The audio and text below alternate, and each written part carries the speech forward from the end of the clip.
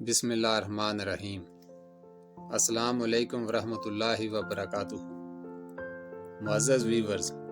کچھ عرصہ ذاتی مصروفیات کے باعث ویڈیو نہیں بنا پایا۔ اس دوران جن بہن بھائیوں اور دوستوں نے یاد رکھا اور کمنٹس اور میسیجز کیے نئی ویڈیوز اپلوڈ کرنے کے لیے،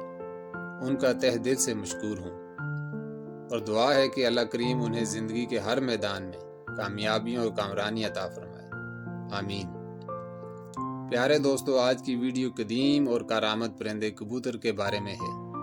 جسے لوگ آج بھی بڑے ذوق و شوق کے ساتھ اپنے گھروں اور مقدس مقامات پر پالتے ہیں،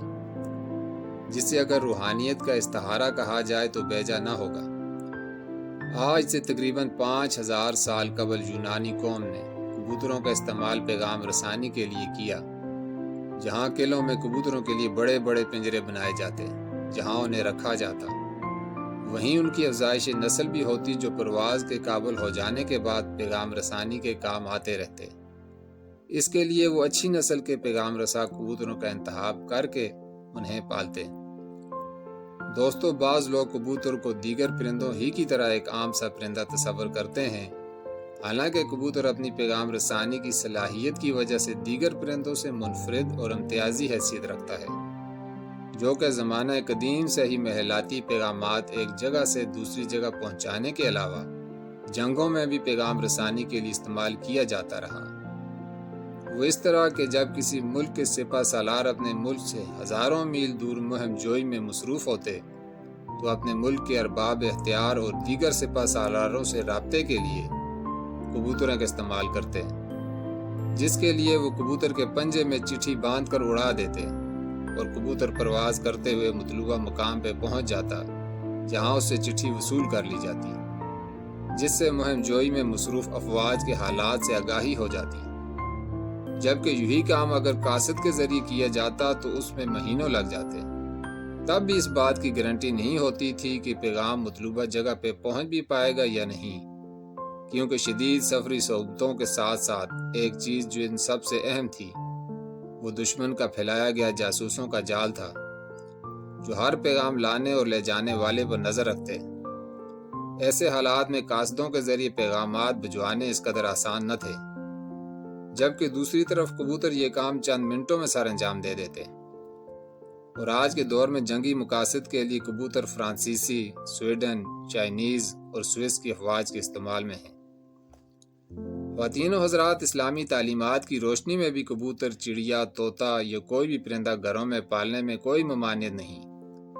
کیونکہ بہت سے لوگ گھر میں شوق سے پرندے رکھتے ہیں، لیکن اگر ان کی مناسب دیکھ بھال نہیں کرتے تو گناہگار ہوتے ہیں، کیونکہ جب آپ نے انہیں اپنے تصرف میں رکھا ہوا ہے تو یہ آپ کی ذمہ داری ہے کہ آپ ان کی مناسب دیکھ بھال بھی کریں،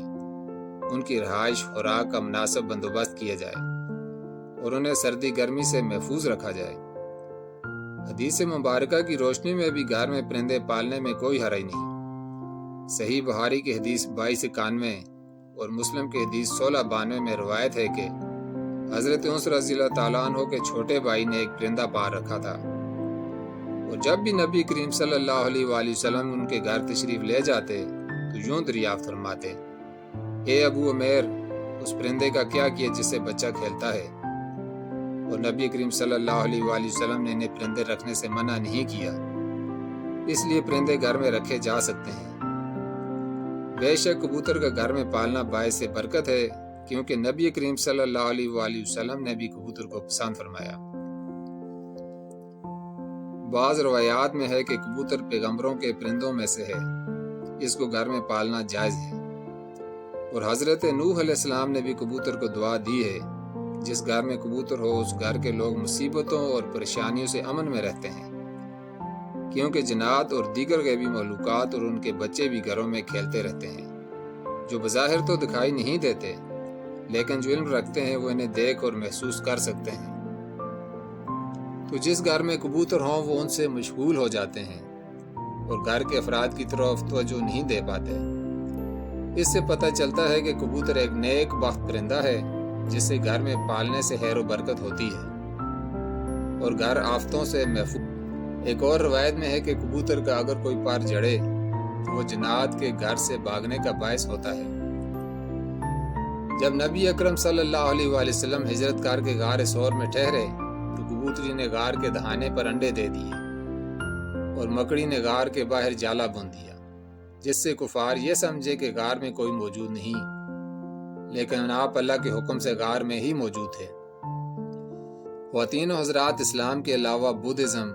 ہندوازم، سکھ مذہب اور عیسائیت اور دیگر مذاہب میں بھی کبوتر پالنا اور انہیں دانہ ڈالنا ثواب سمجھا جاتا ہے۔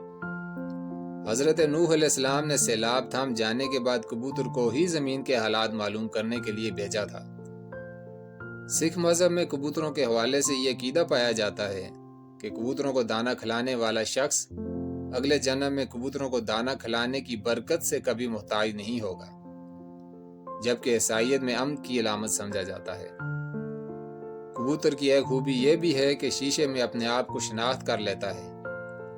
جبکہ باقی پرندے ایسا نہیں کر سکتے۔ ایک ذہین پرندہ ہونے کی وجہ سے کبوتر اگر پرواز کرتے کرتے کہیں دور نکل جائے تو گھر کا راستہ یاد رکھتا ہے۔ کبوتر زیادہ عرصہ تک مناظر اور تصاویر ذہن نشین رکھ سکتا ہے، جس سے کبوتروں کی اچھی یادداشت کا پتہ ملتا ہے۔ دوستو، کبوتروں کے بارے میں پیش کی گئی روایات سے یہ بات معلوم ہوتی ہے کہ پرندوں کا گھر میں پالنا جائز اور مباح ہے، اور پرندوں کو دانہ کھلانے سے اللہ خوش ہوتا ہے، اور جس گھر میں کبوتروں کو پالا جاتا ہے، انہیں دانہ کھلایا جاتا ہے، وہاں رزق کی تنگی نہیں ہوتی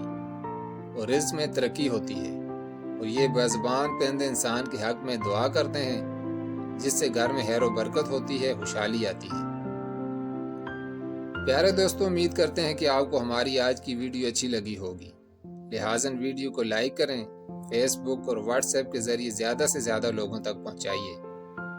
اور اپنے ہمارے چینل اسلامک نیٹ وائز کو ضرور سبسکرائب کیجیے گا، اور بیل آئیکن کو پریس کر کے چینل کے ساتھ جڑے رہیے۔ اللہ تعالیٰ سے دعا ہے کہ اپنا فرمانبرداری اور شکر گزاری والی زندگی گزارنے کی توفیق عطا فرمائے۔ اللہ تعالیٰ آپ کو اپنے حفظ و امان میں رکھے، آمین۔